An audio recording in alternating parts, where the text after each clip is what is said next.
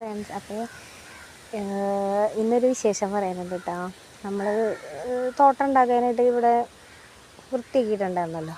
അപ്പം തൈക്കളൊന്നും മേടിച്ചിട്ടൊന്നുമില്ല, പൂരായിരുന്നല്ലോ. പിന്നെ ഒരാഴ്ച തിരക്കും കാര്യങ്ങളും. അപ്പോൾ ഞാൻ എൻ്റെ കുറച്ച് ഉണങ്ങിയ പയറൊക്കെ ഇങ്ങനെ പാവിട്ട് കൊടുത്തിട്ടുണ്ടായിരുന്നു. അപ്പോൾ അതിങ്ങനെ മുള വന്നു അങ്ങനെയൊക്കെ ആയിട്ടുണ്ട്. നല്ല രസമുണ്ട് കാണാനായിട്ട്. അപ്പോൾ ഞാനേ എൻ്റെ ഓഫീസിലൊരു ചേച്ചിയുണ്ട്, സലിതാന്ന് വരും, സലിത ചേച്ചി, കുന്നംകുളംകാരാണ് കേട്ടോ. അവർ എല്ലാവരും കുന്നംകുളത്തുള്ള തന്നെയാണ്. ഞാൻ മാത്രം ഇപ്പുറമുള്ളൂ, വാടാനപ്പള്ളി.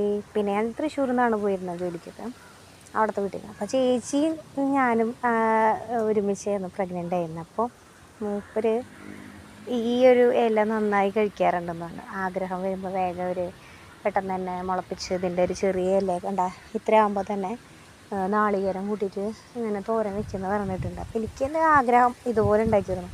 അപ്പോൾ കുറച്ചും കൂടി വലുതായതിന് ശേഷം നമ്മൾ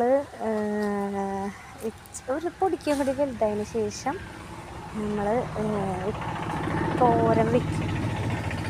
ബാക്കിയുള്ളതൊക്കെ പയർ